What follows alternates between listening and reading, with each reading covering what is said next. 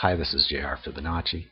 Whenever something changes, different people notice the change at different times. Some people will notice change almost instantly, like they'll see the flash of lightning. Other people will hear the thunder. Other people will watch a video of the thunder or hear about it later from somebody who was a first-hand witness.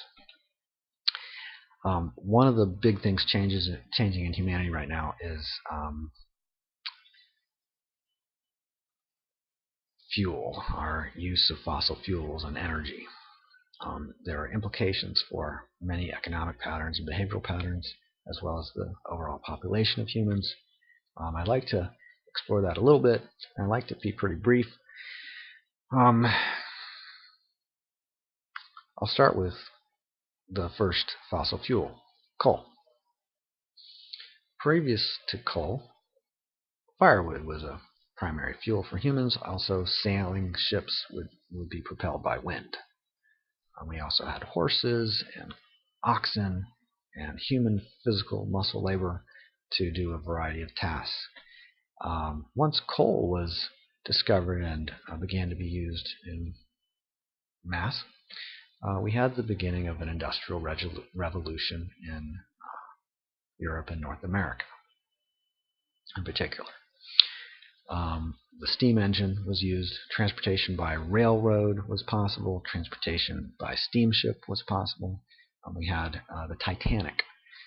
It took a long time still to travel, and it wasn't especially safe, and it was quite expensive, but it was much more reliable and much more accessible than a century prior, or 5 centuries prior.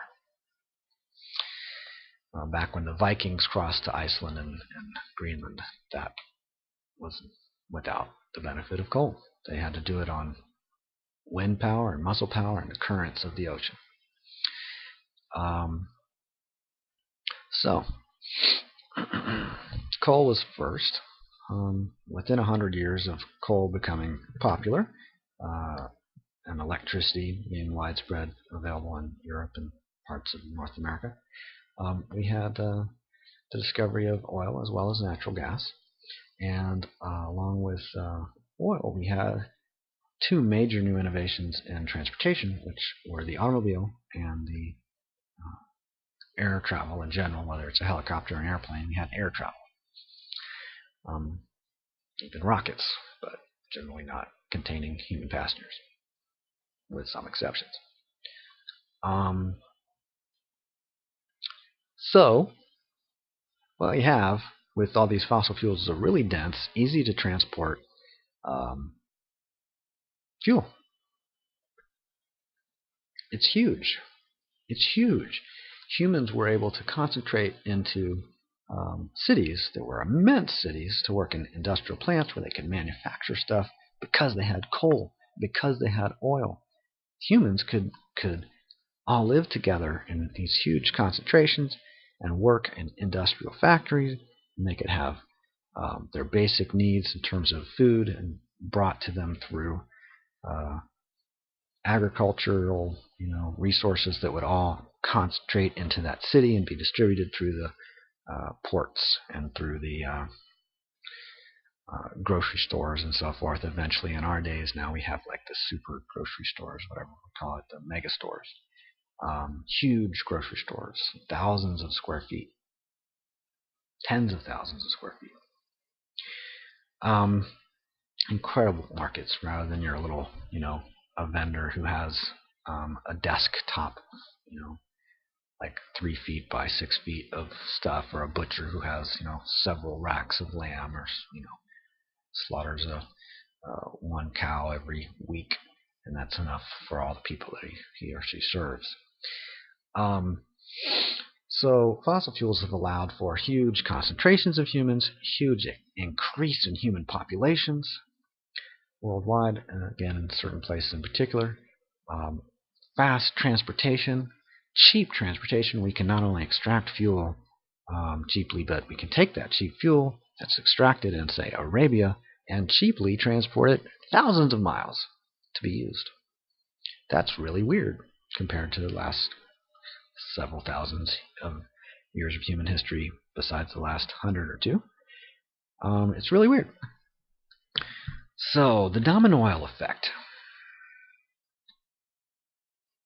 First is this increase in human productivity and economic activity and affluence based on the discovery of fossil fuels, in particular oil. That's the first part of the domino effect. The huge increase, the boom. However, a fellow from the United States Geological Survey named Hubbard, many decades ago, I believe in the 1950s, noted that discoveries of fossil fuels follow a curve, an S-shaped curve. Consumption follows, production or extraction follows an S-shaped curve, and then production follows an S-shaped curve. And in fact, they can follow bell curves in which the other end of the bell, eventually there'll be basically no new discoveries, no new production, no consumption of a fossil fuel. Hubbard originated a lot of research. He didn't, other people have followed up and refined it. But in regard to the dominoil effect, the U.S. got rich off of selling oil to the rest of the world, exporting it. And around 1970, let's back up.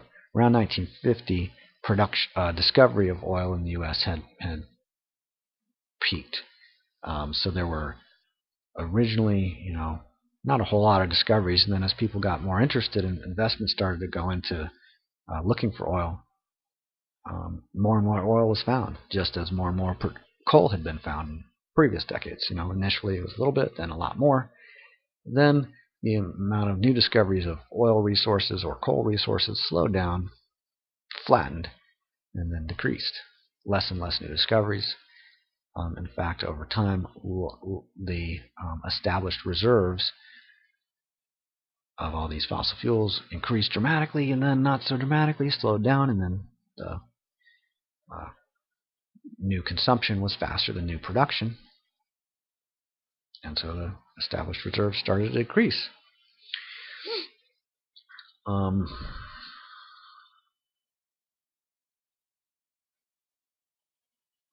That leads to changes in pricing. That leads to interest in exploring other types of fuels, too. People might be more interested in looking for uranium and exploring nuclear energy once they are clear that it's going to be quite expensive in the long run to use, say, gasoline, and then they may not even have access to it. Even if they have $20 a gallon to spend on gasoline or $15 a gallon to spend on gasoline, they may not want to. It may be cheaper to use nuclear energy, maybe cleaner to use nuclear energy, whatever variety of reasons. So around 1970, the U.S. started consuming more oil than it produced, and it did this based on getting oil from other places. The U.S. had accumulated huge reserves of affluence and wealth by selling oil worldwide, and now got to use some of that resources that had accumulated to get those various other places to send oil into the U.S. Recent data within the last few years suggests that the United States has a population of approximately 5% of total humans, uses about 25% of the oil. Obviously not, there's a huge range. Some Americans are much wealthier than others, but if we just look at the United States of America compared to all the rest of the world, the other 95% of humans, we use a whole lot more oil. And fuel of other sorts like coal and natural gas. So you have this sequence of discovery, then production, then consumption. In the U.S., around 1970, consumption was higher than production for the first time ever, and the U.S. imported oil and quickly became the biggest importer of oil from the rest of the world, after having just previously been the biggest exporter of oil to the rest of the world. This, of course, caused some disruptions in the U.S.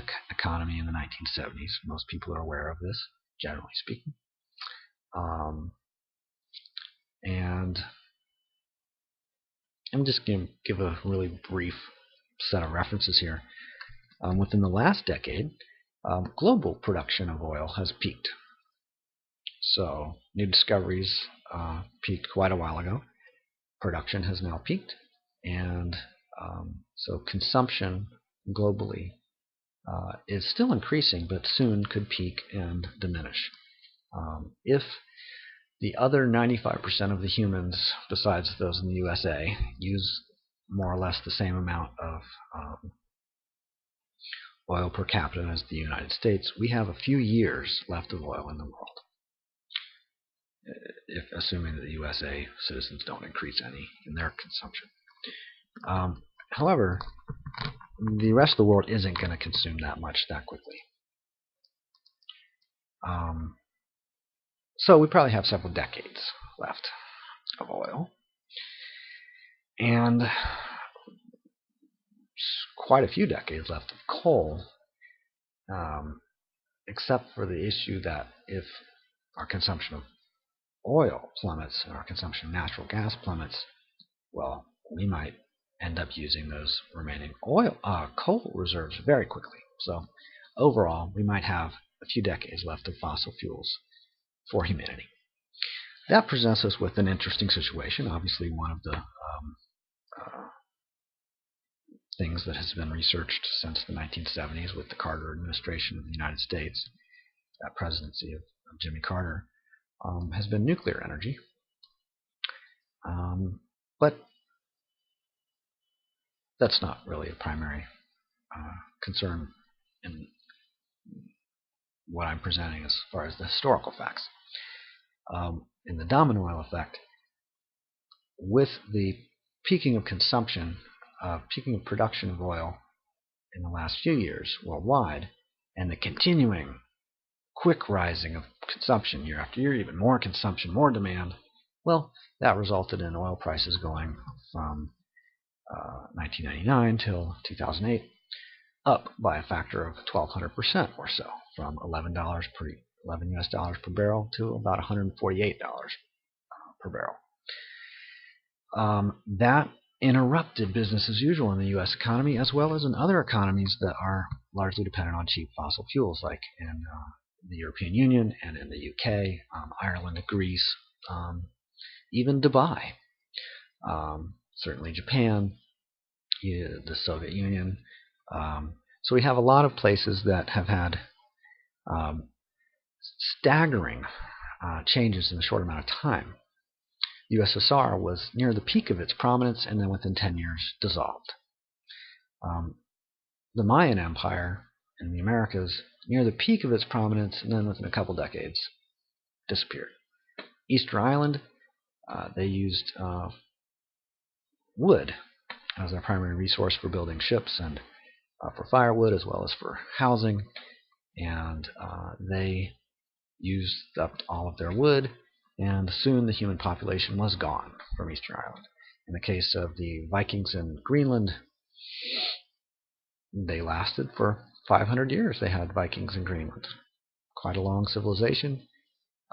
However, that came to a quick end as they depleted their resources, including their timber and their wood, and also their agriculture. There was a cooling of the planet, and so their